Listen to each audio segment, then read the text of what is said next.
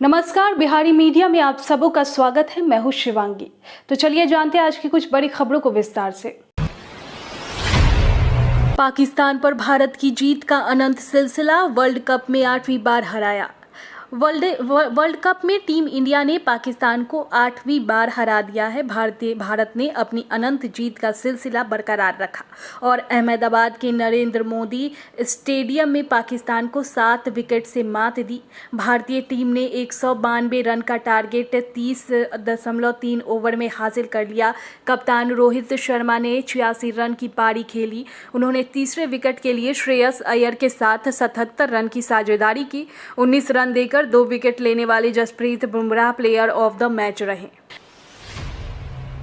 Patna DDU down line अभी तक बाधित, 60 ट्रेन कैंसिल, 75 रेल के रूट डाइवर्ट।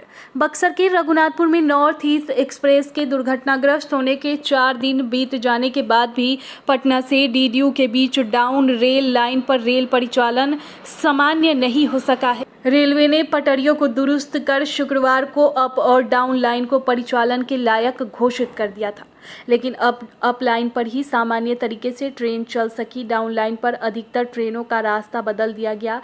पुमरे के सीपीआरओ वीरेंद्र कुमार ने बताया कि ओवरहेड वायर व अन्य मरम्मती कार्य के लिए शनिवार को पहले 3.5 घंटे का ट्रैफिक ब्लॉक लिया था। बाद में इसे बढ़ाकर 12 घंटे के लिए रात्रि 12 बजे तक बढ़ा दिया गया। स्कूल से गायब रहे तो नहीं मिलेगा इंटर परीक्षा का एडमिट कार्ड, के पाठक के शिक्षा विभाग ने दिखाई सख्ती। बिहार शिक्षा विभाग के अपर मुख्य सचिव के पाठक ने साल 2024 में होने वाली वार्षिक इंटरमीडिएट की परीक्षा को लेकर सख्ती दिखाई है। इंटर परीक्षा का फॉर्म भर चुके वैसे विद्यार्थी जो स्कूल नहीं आ रहे हैं उन्हें एडमिट कार्ड नहीं दिया जाएगा। एसीएस के निर्देश विभाग ने सभी जिला शिक्षा पदाधिकारियों को निर्देश भेजा है। माध्यमिक शिक्षा निदेशक कन्हैया प्रसाद ने जिलों को भेजे पत्र में कहा है कि निरीक्षण के क्रम में देखा जा रहा है कि परीक्षा फॉर्म भर चुके विद्यार्थी अपने स्कूल में उपस्थित नहीं रह रहे हैं। इससे उनके पठन पाठन और परीक्षा की तैयारी पर विपरीत प्रभाव पड़ने की संभावना है। इसलिए आदेश दिया जाता है कि वैसे अभ्यर्थी को चिन्हित कर स्कूल में उनकी उपस्थिति सुनिश्चित कराई जाए। बिहार में राज्यकर्मियों के प्रमोशन जल्द होंगे, कैबिनेट बैठक के बाद मुख्य सचिव ने दिए सभी विभागों को आदेश। बिहार के राज्यकर्मियों और अधिकारियों के प्रोन्नति यानी प्रमोशन का रास्ता साफ हो गया है। नीतीश सरकार ने राज्यकर्मियों को दशहरे का तोहफा देते हुए उनकी प्रोन्नति का फैसला लिया है। मुख्यमंत्री नीतीश कुमार के अध्यक्षता में शुक्रवार को हुई बैठक में राज्य मंत्रिपरिषद ने इस प्रस्ताव पर सहमति दे दी। सभी योग्य पदाधिकारी और कर्मचारी का वेतनमान समेत प्रमोशन की सारी सुविधाएं देने का फैसला लिया है। इसका लाभ कर्मचारी एवं अधिकारियों को 2 महीने के भीतर दे दिया जाएगा। कैबिनेट फैसले के बाद मुख्य सचिव आमिर सुबहानी एक्टिव हो गए हैं। उन्होंने सभी विभागों को इस संबंध में निर्देश भी दे दिए हैं। नीतीश कैबिनेट के फैसला का सीधा लाभ तत्काल 76,595 कर्मी अधिकारियों को होगी। इतने पद पर अभी प्रमोशन के लिए रिक्त पड़े हैं। नवरात्रि में शिक्षकों को ट्रेनिंग पर भेजने का मामला गरमाया। सुशील मोदी ने सरकार से की ये मांग। बिहार के पूर्व डिप्टी सीएम और बीजेपी के राज्यसभा सांसद सुशील कुमार मोदी ने कहा कि सनातन धर्म विरोधी और रामचरितमानस की निंदक महागठबंधन सरकार ने पहले हिंदू त्योहारों पर छुट्टियां कम करने की कोशिश की। अब ऐन नवरात्रि के समय ही प्रशिक्षण के नाम पर राज्य के स्कूली शिक्षकों को 6 दिन के लिए घर से दूर रहने को विवश कर दिया जा रहा है। सुशील मोदी ने कहा कि राज्य सरकार का यह तुगलकी आदेश हिंदुओं की धार्मिक स्वतंत्रता पर आघात है और इसे भी वापस लेना पड़ेगा। हम स्कूली शिक्षकों को प्रशिक्षण देने के विरुद्ध नहीं है, लेकिन इसे दुर्गा पूजा जैसे एक बड़े हिंदू त्योहार के समय रखना जानबूझकर बहुसंख्यक वर्ग को प्रताड़ित करना है। 16 से 21 अक्टूबर तक चलने वाले प्रशिक्षण में शामिल होने के लिए शिक्षक शिक्षिकाओं को 15 अक्टूबर की शाम तक अपनी जरूरी सामानें लेकर निर्धारित स्थल पर पहुंचने को कहा गया है। एक देश एक स्टूडेंट आईडी, देश भर के स्कूली बच्चों का अपार बनने की योजना। एक देश एक स्टूडेंट आईडी के तहत स्कूली बच्चों का डेटा जुटाने में सरकार लगी है। अब स्कूलों में पढ़ने वाले सभी बच्चों का अपार यूनिक आईडी बनाया जाएगा जो स्कूल बदलने पर भी नहीं बदलेगा। इससे कई सरकारी योजनाओं का लाभ बच्चों को मिलेगा। अपार आईडी नंबर एक तरह का यूनिक नंबर होगा, जैसे कि वोटर आधार नंबर होता है।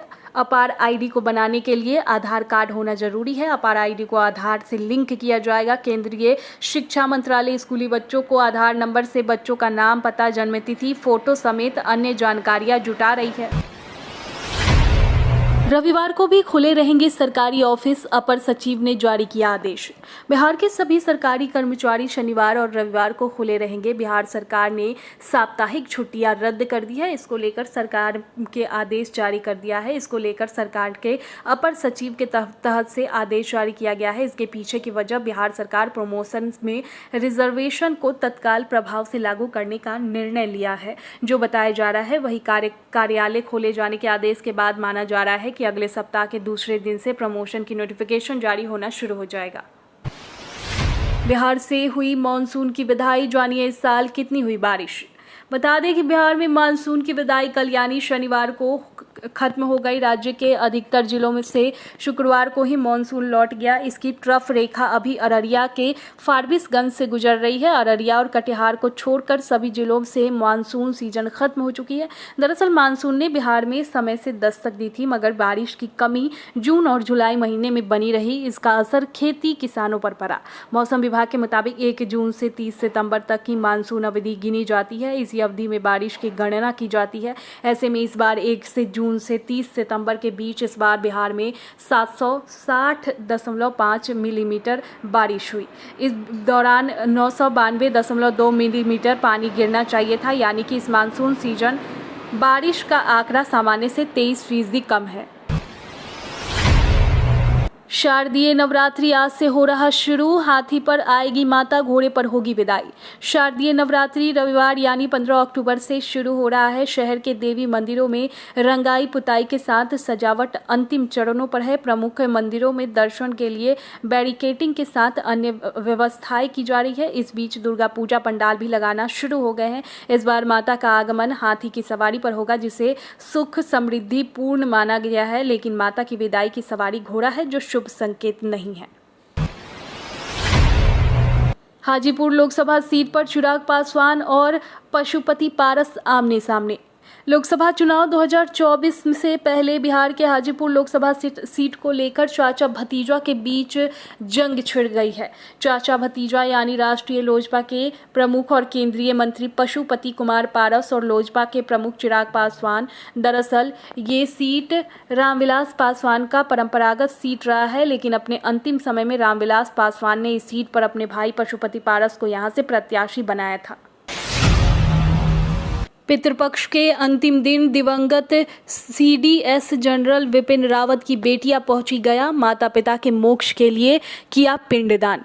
तीर्थस्थली गया जी में 28 सितंबर से आयोजित 17 दिवसीय पितृपक्ष मेला के आखिरी दिन पितरों के आत्मा की शांति व मोक्ष प्राप्ति की कामना के लिए देश के विभिन्न राज्यों से आए श्रद्धालुओं ने पिंडदान व तर्पण किया।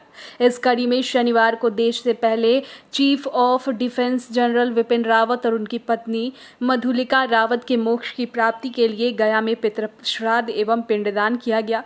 जनरल विपिन रावत और मधुलिका रावत का पिंडदान करने उनकी बड़ी पुत्री कृतिका रावत, छोटी पुत्री तारिणी रावत, जनरल रावत के भाई रिटायर्ड कर्नल विजय रावत, मधुलिका रावत के भाई यशवर्धन सिंह और उनकी पत्नी सपना सिंह आई थी। इस तरह जनरल विपिन रावत और मधुलिका रावत की मौत का कामना को लेकर परिवार के द्वारा श्राद्ध और पिंडदान किया गया। बिहार में अब तय समय पर होंगे ऑनलाइन दाखिल खारिज, नहीं चलेगा कागजात की कमी का बहाना। अब कागजात नहीं मिलने की वजह बताकर ऑनलाइन दाखिल खारिज आवेदन को रद्द या उसकी प्रक्रिया में विलंब नहीं किया जा सकेगा। इसे तय समय सीमा से ही पूरा करना होगा। इसे लेकर राजस्व एवं भूमि सुधार विभाग के नए व्यवस्था लागू की है। साथ ही विभाग के सचिव जय सिंह ने सभी समाहर्ताओं को पत्र लिखकर इसे तत्काल प्रभाव से लागू करने का निर्देश दिया है।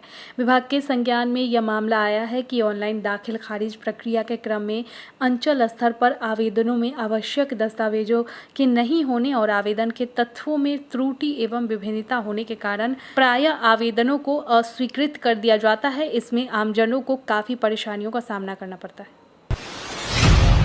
बिहार में जारी है डेंगू का कहर। पटना जिले में मिले 153 नए मरीज। पटना जिले में लगातार डेंगू के बढ़ते मामलों में स्वास्थ्य विभाग और नगर निगम प्रशासन के डेंगू के खात्मे को लेकर किए जा रहे दावों की पोल खोलकर रख दी है। वार्डों में कीटनाशक छिड़काव के नाम पर खानापूर्ति की जा रही है। शुक्रवार को पटना जिले में 153 नए मरीज मिले हैं। इसके साथ ही डेंगू मरीजों का आंकड़ा 3887 पहुंच गई है। सबसे अधिक पाटलिपुत्र अंचल में 47, बांकीपुर में 26, नूतन राजधानी 11, कंकड़बाग बाग में 12, दानापुर में 6, फुलवारी शरीफ में 5, पटना सिटी में 2, अजीमाबाद व अन्य ग्रामीण इलाके में 2 से 4 के बीच डेंगू के मरीज मिले हैं। तेजस्वी यादव को गुजरात कोर्ट से मिली राहत, मानहानि मामले में पेश से 4 नवंबर तक छूट। गुजरात की अदालत ने बिहार के उप मुख्यमंत्री और राजद नेता तेजस्वी यादव को राहत प्रदान की है। शुक्रवार को अहमदाबाद की एक अदालत ने केवल गुजराती ही ठग हो सकते वाले बयान के लिए चार्ज दर्ज आपराधिक मामले में उप मुख्यमंत्री तेजस्वी यादव को शुक्रवार को पेशी से छूट प्रदान की। अदालत ने उन्हें अगले महीने पेश होने का निर्देश दिया। अतिरिक्त मेट्रोपॉलिटन मजिस्ट्रेट डीजे परमार ने 28 अगस्त को राष्ट्रीय जनता दल के नेता तेजस्वी को समन जारी किया था, जिसमें उन्हें कथित आपराधिक मानहानि के लिए भारतीय दंड संहिता की धारा 499 और 500 के तहत दायर मामले में 22 सितंबर को उपस्थित होने के लिए कहा गया था। बिहार में अब 48 घंटे पहले मिलेगी हवा की गुणवत्ता की जानकारी। बिहार प्रदूषण नियंत्रण बोर्ड ने एक ऐसी प्रणाली शुरू की है जो राज्य के सभी 534 प्रखंडों में हवा की गुणवत्ता का 48 घंटे पहले पूर्वानुमान लगाएगी।